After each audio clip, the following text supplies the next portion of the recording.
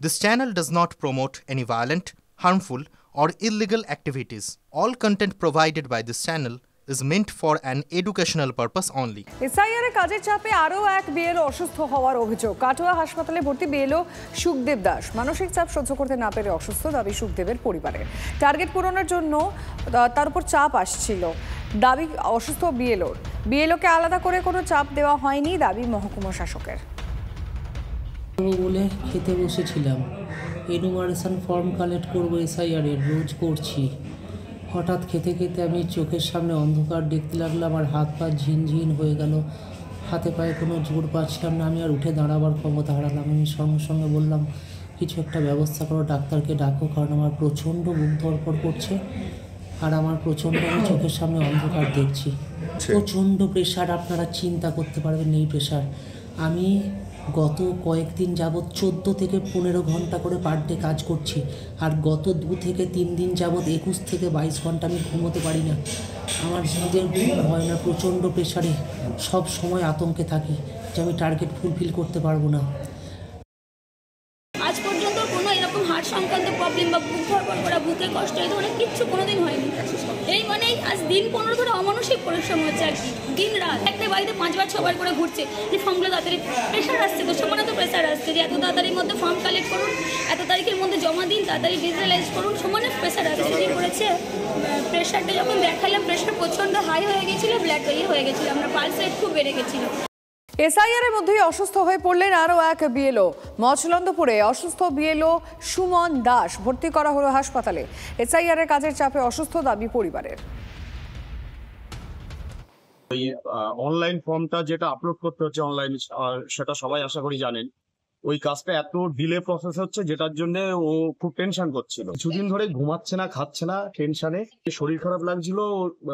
বাড়িতে মনে হয় তো শুয়ে রয়েছে, বাড়ির লোকজন মনে করেছে যে রাত্রে ঘুমাচ্ছে না, রেস্ট নিচ্ছে, গায়ে হাত দিয়ে ডাকে, দেখে এরকম সেন্সলেস অবস্থায় পড়ে রয়েছে।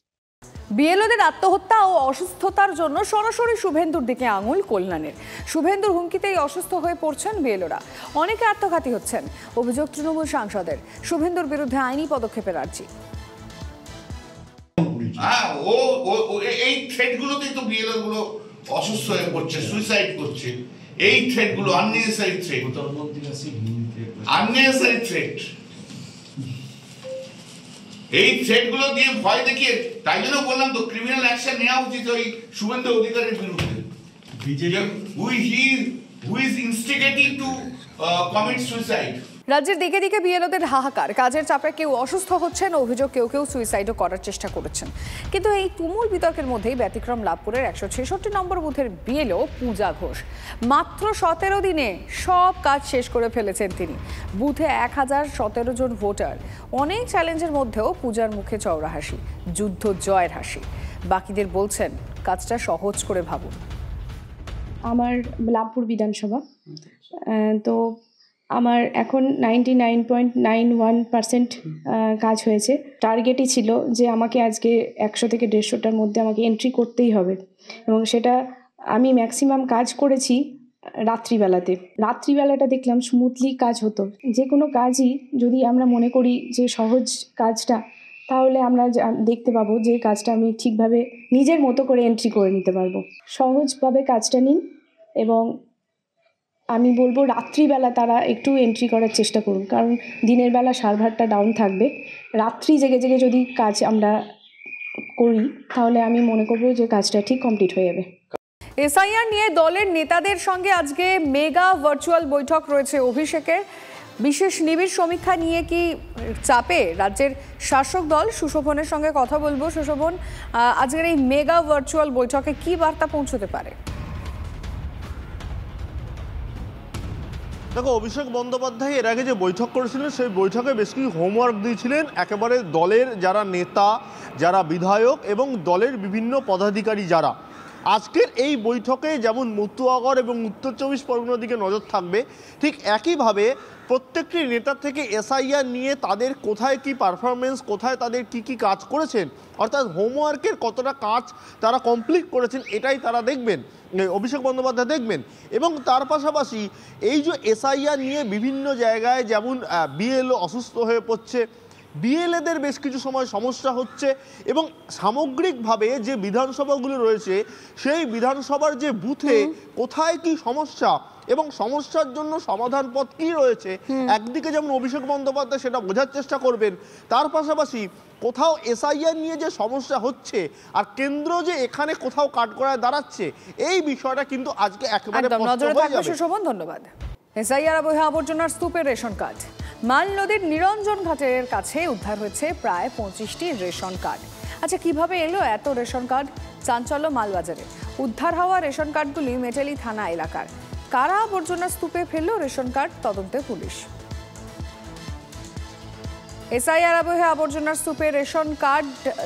মাল নদীর নিরঞ্জন ঘাটের কাছে উদ্ধার হয়েছে প্রায় 25টি রেশন কার্ড। এখন প্রশ্ন হচ্ছে, এই এতগুলো রেশন কার্ড কিভাবে এলো, এত রেশন কার্ড কে রাখলো, এই প্রশ্নগুলো এখন সামনে আসছে। তবে এই যে কটা রেশন কার্ড উদ্ধার হয়েছে, সে কার্ডগুলি মেটেলি থানা এলাকার। কারা আবর্জনার স্তূপে ফেলে গেল এই কার্ডগুলো, তদন্ত করছে পুলিশ। আমরা সেই ছবিটা আপনাদেরকে দেখাচ্ছি, TV9 বাংলা এক্সক্লুসিভ, যেখানে আবর্জনার স্তূপে রেশন কার্ড উদ্ধার হয়েছে। মাল নদী নিরঞ্জন ঘাটের কাছে এই 25টি রেশন কার্ড পাওয়া গেছে। কে বা কারা কি উদ্দেশ্যে এই আবর্জনা স্তূপে রেশন কার্ডগুলি রেখে গেছে, অবশ্যই সেগুলো তদন্তে বোঝা যাবে, পরিষ্কার হবে। তবে নিঃসন্দেহে এটা এসআইআর আবহে এই রেশন কার্ডগুলি ফেলে যাওয়ার পিছনে যে যথেষ্ট একটা কারণ থাকতে পারে, সেই বিষয়টা খানিকটা হয়তো আন্দাজ করা যায়। আমাদের প্রতিনিধি এই বিষয়ে আরও তথ্য দিতে পারবেন। রনি চৌধুরী রয়েছেন টেলিফোন লাইনে। রনি, কি এখন অবধি জানা যাচ্ছে, এই রেশন কার্ডগুলো কারা ফেলে গেল, কেন ফেলে গেল? দেখো, এখনো পর্যন্ত পরিষ্কারভাবে জানা যায়নি এই রেশন কার্ড কি করে এই মাল নদীর ঘাটে এলো, কারাই বা ফেলেছে তা নিয়ে কিন্তু তদন্ত শুরু করেছে পুলিশ। তবে এদিন যখন এলাকার বাসিন্দারা ওই নদী ঘাটে বেড়াতে যান, তখন নোংরার স্তূপের মধ্যে প্রথমে 1-2টি রেশন কার্ড দেখেন। তারপরে বিষয়টি ছড়িয়ে পড়তে এলাকার লোকজন যখন খোঁজাখুঁজি করেন, তখন দেখতে পায় প্রায় 20 থেকে 25টি রেশন কার্ড যেগুলি সেখানে পড়ে রয়েছে। যদি সেগুলি নষ্ট হয়ে থাকে বা বাজেয়াপ্ত করে থাকে প্রশাসন, তাহলে সেগুলোকে পুড়িয়ে নষ্ট করে দেওয়ার কথা, কিন্তু সেটা না করে নতুন রেশন কার্ড সেখানে পড়ে রয়েছে কিভাবে, তা নিয়ে কিন্তু ধন্দ তৈরি হয়েছে। একদিকে এসআইআর আবহ রয়েছে, তার মধ্যে অনেকগুলি রেশন কার্ড উদ্ধারের ঘটনা রীতিমতো চাঞ্চল্য ছড়িয়েছে মালবাজার এলাকায়। যদিও খাদ্য দপ্তরের তরফে বলা হয়েছে যে রেশন কার্ডগুলি বাতিল করা হয়েছে, তবে প্রশ্ন হচ্ছে বাতিল করা হলে কেন প্রকাশ্যে খোলা জায়গায় এই রেশন কার্ডগুলি পড়েছিল। ধন্যবাদ রনি।